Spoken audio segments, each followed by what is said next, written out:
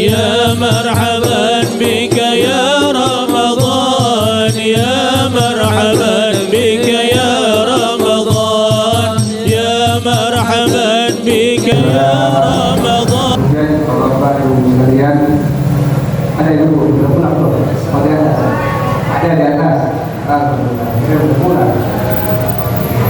Ya, sama kita hormati imam kita, imam tarawih Bapak Muhayyi, Ustaz Muhayyi, dan juga Ustaz kita. Mudah-mudahan Allah Subhanahu wa taala pada umurnya dan semuanya. Alhamdulillah rabbil alamin, di mana dia menuburkan ini tiduran rahmat dari Allah Subhanahu wa taala. Guyuran hujan pertanda rahmat dari Allah Subhanahu wa taala. Insyaallah apa yang kita niatkan, apa yang kita baca, kita kerjakan di bawah Allah Subhanahu wa taala. Amin ya rabbal alamin. Jemaah sekalian, malam ini kita telah melaksanakan kewajiban kita saat Isya berjamaah dan juga salat tarawih. Mudah-mudahan Allah terima, Allah catat sebagai amalan yang makbulah dalam ketaatan Allah Subhanahu wa taala. Kita bersyukur kepada Allah Subhanahu wa taala yang mana kita kembali berjumpa dengan bulan yang mulia, bulan yang penuh dengan berkah, bulan yang penuh dengan ampunan dari Allah Subhanahu wa taala untuk kita semua umat Rasulullah sallallahu alaihi wasallam. Kalau kita baca kitab, yaitu kitab Takwirat, bulan Ramadan adalah bulan yang ke-9 daripada bulan Islam. Itu kan? Apa kan bulan Islam nih?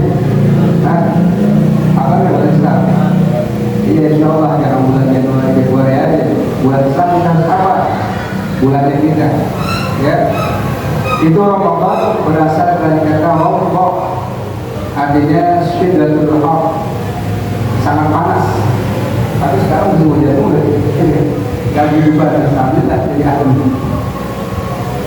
Kata ulama ya dulu ayah lingkungan.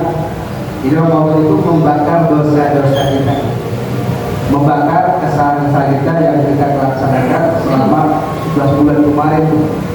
Dosa kita banyaknya. Di bulan Ramadan ini kita beribadah kepada Allah Subhanahu wa taala. Allah akan ampuni, Allah hapus, Allah bakar itu dosa kita. Tapi yang ibadah, yang ibadah yang memuliakan bulan Ramadan, ya puasa malamnya, siangnya, tarawih malamnya, insyaallah ya dosa-dosa kita akan diampuni oleh Allah Subhanahu wa taala.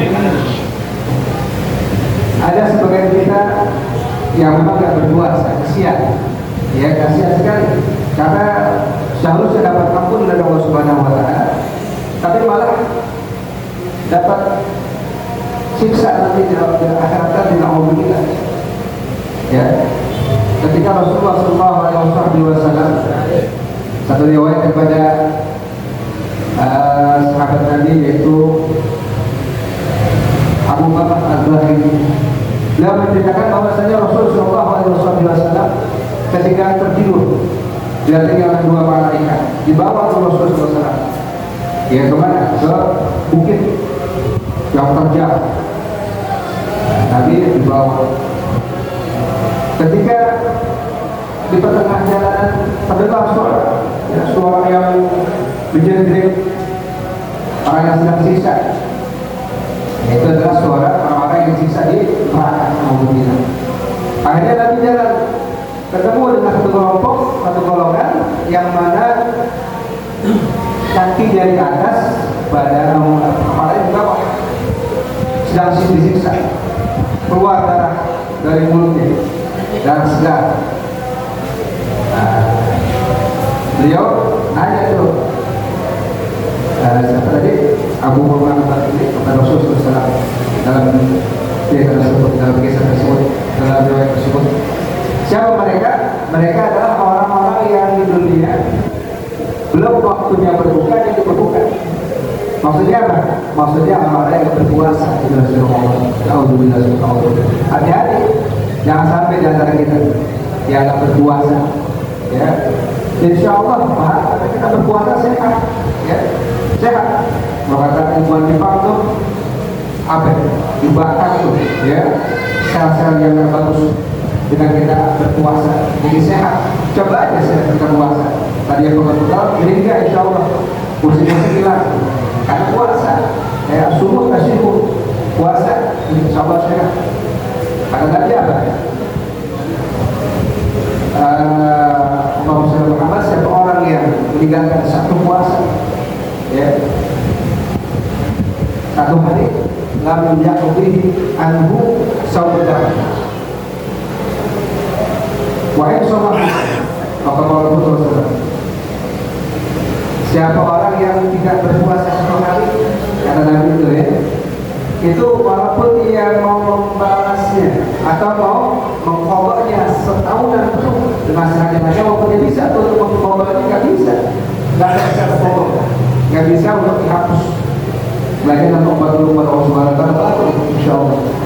Jadi memang masya Allah besar sekali ancaman yang pegawai yang berpuasa, ya. Belum kita dapat kisah-kisah yang orang dihapus segala neraka sebelum masuk neraka. Ya, yang nanti nggak bisa memberikan syafaat jadi tolong berada karena tidak berpuasa. Walhasil, ya, apa yang kita kerjakan ini insya Allah kita benar-benar kepada Allah Subhanahu Wa Taala, kita ikhlas beribadah kepada Allah Subhanahu Wa Taala, ya, pahala kita insya Allah besar. Ya, kata ulama Ramadan itu dari kata 5 huruf, ya, Ramadan dari 5 huruf yang masing-masing huruf itu memberikan faedah terutama buat orang-orang yang mengisi di bulan suci Ramadan. Ramadan yang pertama huruf Ra, apa? Artinya rahmatullah. Tuh, ya. Jadi orang yang mengisi ibadah di bulan suci Ramadan akan mendapat rahmat dari Allah Subhanahu Wa Taala, mendapat kasih sayang dari Allah Subhanahu Wa Taala. Orang yang mendapat kasih sayang dari Allah Subhanahu Wa Taala, insya Allah itu hidupnya berkah, hidupnya bahagia, baik di dunia maupun di akhirat. Dimudahkan urusannya. Yang kedua, maghfiratullah, ampunan dari Allah. Ya, orang yang berpuasa di siang hari, malamnya bangun malam, ya, awet seperti ini, diampuni oleh Subhanahu Wa Taala dosa-dosanya. Ramadan, Ramadan, apa Ramadan? Jaminan Allah Subhanahu Wa Taala bagi orang yang berisi atau beribadah di bulan Ramadan akan surga yang Allah Subhanahu Wa Taala. Insya Allah itu terjamin di dalamnya masuk surga insya Allah semua. Amin ya Allah. Yang ketiga, yang keempat apa? Alif. Apa? Amanullah. Akan diberi keamanan daripada Allah Subhanahu Wa Taala, Allah Subhanahu Wa Taala daripada api neraka. Jadi kita akan dikasih keamanan, dijaga oleh Allah Subhanahu Wa Taala daripada api neraka ini Allah. Ditabingin nanti di akhirat. Jadi jauhkan daripada api neraka. Nurullah. Apa nurullah? Cahaya. Maksudnya apa? Maksudnya adalah hadiah dari Allah Subhanahu Wa Taala, anugerah buat kita nih yang mengisi bulan Ramadan daripada akan diberikan anugerah dia berberkah Allah Subhanahu Wa Taala yang banyak. Amin ya Allah. Jamaah sekalian, ini semua kita kerjakan daripada ibadah-ibadah baik yang wajib maupun yang sunnah. Kita berharap kepada Allah Subhanahu Wa Taala untuk akhir hidup kita husnul khatimah, membawa iman Islam. Tapi kita jangan lupa, ya, kebalikannya ada suul khatimah. Apa suul khatimah? Mati yang membawa naudzubillah tanpa iman, mati di neraka. Nah, kita mau kepada Allah Subhanahu Wa Taala. Makanya ulama mengatakan ada beberapa, ya, sebab orang-orang yang dapat matinya itu suul khatimah.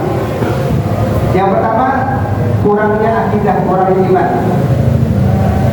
Kurang iman. Ini kurang iman disebabkan kurangnya ilmu pengetahuan dan hidup di golongan atau bergaul kepada orang-orang yang tidak berilmu, yang kurang baik akhlaknya.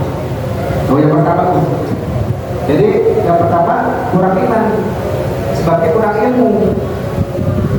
Karena kita ibadah pakai ilmu semuanya di hari-hari. Dia kudu ngaji. Kalau ngaji ibadah kita sia-sia, nggak diterima oleh Allah Subhanahu Wa Taala. Dan kita berwudu, istinjanya, semuanya harus pakai ilmu semuanya. Nggak boleh asal-asalan. Makanya kalau kita kurang iman tuh ada singkatan yang kuman disebut. Kalau ada kuman nanti ada karet. Ya, ada apa lagi? Ada kudis, ada kurang, ada kutil. Apa kudis? Kurang disiplin. Ibadahnya nggak disiplin, dia acak-acakan, sembarangan. kurang rapi, ya, nggak rapi ibadahnya. Tuh, karena kurang ilmu, hati-hati. Terus ya, kurang teliti. Ya, ada orang ibadah asal aja deh. Ya maaf misalnya kencing atau berdiri, ya, ada nggak di sini orang kencing berdiri? Jangan hati-hati. Orang yang berdiri, ya, itu dipastikan istirahatnya nggak rapi, nggak bakal bersih. Kenapa ketika dia berdiri kencing tuh, dia cebok tuh, ya, itu masih ada tuh di saluran di bawah paluannya. Nanti ketika dia sujud, ketika ruku, kan sama perut keluar lagi tuh air kencingnya. Sah nggak sholatnya? Ya, pokoknya orang itu lewat kuburan, angkat tangan doa, kata sedang siksa nih orang yang dalam kuburan. Dua sebabnya.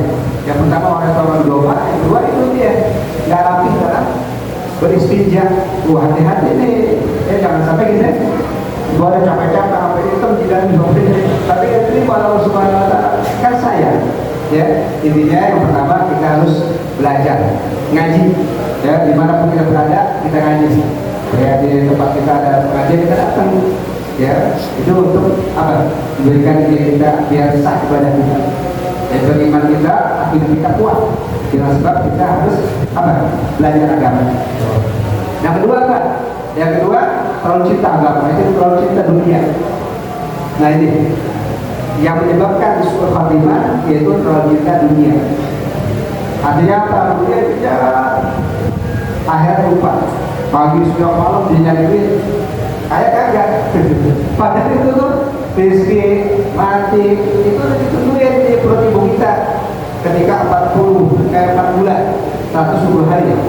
4 bulan itu rezeki kita, ajar kita, mau kita tuh apa kubur apa nanti mati pada kubur dan pada iman itu ya. Kita cuma suruh ibadahnya, menjalani usaha, ya usaha.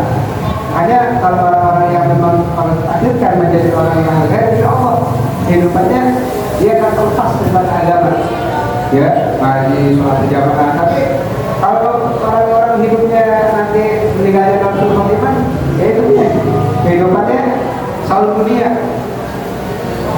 Pagi jalan sebelum subuh belum gelap, pulang sudah malam, nggak kenal tuh sama anak. Negeri ada siapa yang dibawa bapaknya? Kan tidak kenal.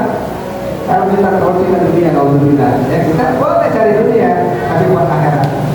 Yang penting akhirat itu justru kita utamakan, ya. Nah kita semua cari dunia untuk akhirat, insya Allah berkah hidupan kita. Nah itu berdua ya.